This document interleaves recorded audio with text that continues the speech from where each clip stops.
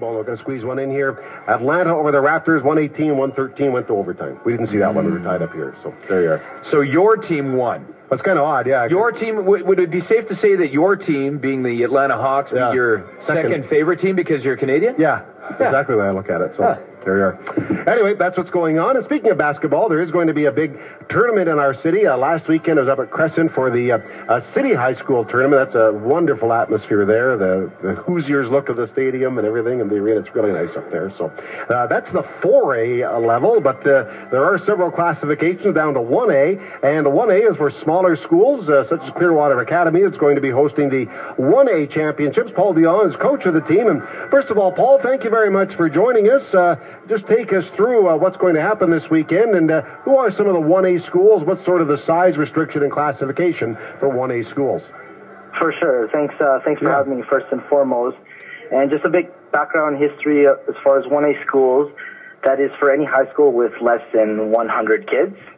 And there's all teams from across the province. There's different zones, North Central, Central, Calgary zone, the South Central. So some of the teams that are coming to our school here in Curry Barracks in Calgary are teams from Sterling, Riley, Acme, Foremost. You have Senator Gershaw from Bow Island, Glendon, Balf, amongst others, Parkland, Emmanuel Christian from Edmonton. So a total of 12 1A teams, the top 12 ranked teams in the province moving forward. Action starts Thursday morning. I was saying, outside of mentioning your school in Edmonton, man, you've really combed the map of Alberta to find some of those places. I'm not even sure Municipal Affairs knows where some of these places are. No, for sure. And again, with the size restriction for 1A, again, you come across schools from all over the map for sure. Mark mentioned just the team name at Hoosiers, and just like the movie, I guess, which is centered around a small school making it all the way to the state final, and kind of a Cinderella story, if you will. There's probably a few stories like that every year in this tournament in particular. You mentioned less than 100 students for the high schools.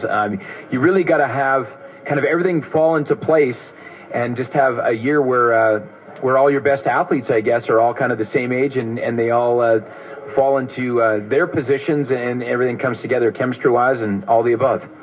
Right, and when we look at, for example, our team, it's been kind of a working process over the past 3 or 4 years, seeing kind of a core group grow up through, say, the junior high level, junior 2J, 1J levels, all the way up to kind of a senior 1A level.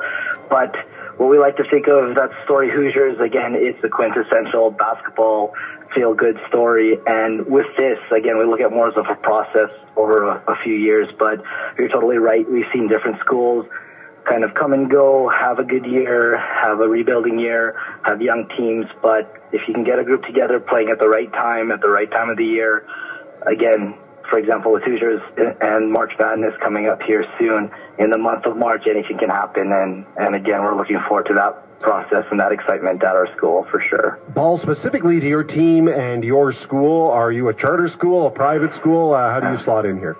Currently, we're classified as an independent Catholic school where we center around a model of integral formation. We have kids from junior kindergarten all the way up to grade 12. So it is its own community within a community, both in our faith and what we do, specifically, again, surrounding 4 different pillars based on virtue, character, in building our kids from a young level. We have kids stay through our school all the way from junior kindergarten all the way to grade 12, so it's quite a unique atmosphere to have school-wise. And again, presents challenges but opportunities both in athletics to get a field, get a group, and kind of move together towards one goal in athletics and in education. So for some of the bigger schools here in Calgary, I mean, they would just have such a huge number of students that would be eligible to play senior basketball, for example. How many students would you have that could possibly be on the senior basketball team? Well, honestly, in the senior high level, the numbers could range even under 30, for example, for a girls' team. what we do pride ourselves on is being able to compete with some of the larger schools, say the Weber, the Rundles, that are in higher tier levels, which do have that larger pool of athletes to select from. But again, like you mentioned earlier, it's not really about the pool of athletes available. It's kind of the core group that you have moving forward, using their individual talents and coming together kind of as a team at the right time. And again, whether you're from Calgary, whether you're from Riley or Foremost, I think that same kind of model surrounding a team, gelling together, purpose towards one goal, resonates no matter what size of school or city you live in. Yeah, I was going to say, I'm sure some of those places relish the chance to come to Calgary, see the big city. Where exactly, again, you mentioned it, where exactly is the tournament going to be held? Yeah, it'll be held at Clearwater Academy. The gymnasium is at 3910 Maywood Drive Southwest. It's just off the Curry Barracks there, off of Crowchilds and Flanders Avenue. All right, well, it should be a lot of fun. So when does it all get going? First teams will start arriving throughout the day tomorrow. We'll start with the coaches meeting, and then game action starts bright and early. A banquet starts 9 a.m. Thursday morning, then game action to follow Thursday afternoon, right through to the medal matches played late afternoon, early evening on Saturday. Let me ask, how's the host team going to do? Again, what we like to do is focus on our process. I think outcomes kind of take care of themselves. We're just looking at taking it one day at a time. We had 2 good practices at the beginning of this week. We have 1 more mini practice tomorrow morning. And then, you know what, we'll just go from there. I believe in the group we have. I believe in our team, what we've worked on, what we've accomplished so far. But we're just ready to get down and tip off and get going. So you're not going to use this opportunity to kind of stir the pot, if you will, and throw out any predictions or anything like that? I'm going to play a very diplomatic card. Right. We're the hosts, so if we're looking for any extra motivation, any extra edge, we're going to draw from our community and our fans and our parents and our education community to help us kind of have a good showing.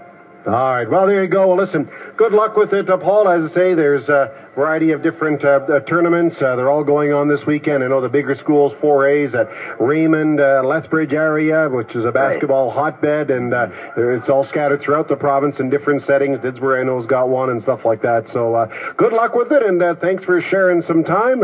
Little schools in a big city, but should be a lot of fun anyway.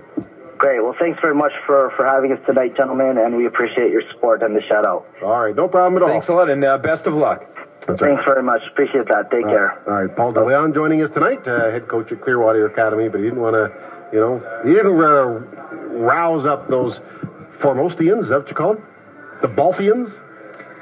What would they be called? I don't know. I don't know how that would be, to be I sure. wouldn't want all the Foremost mad at me either, so he probably was doing the right thing.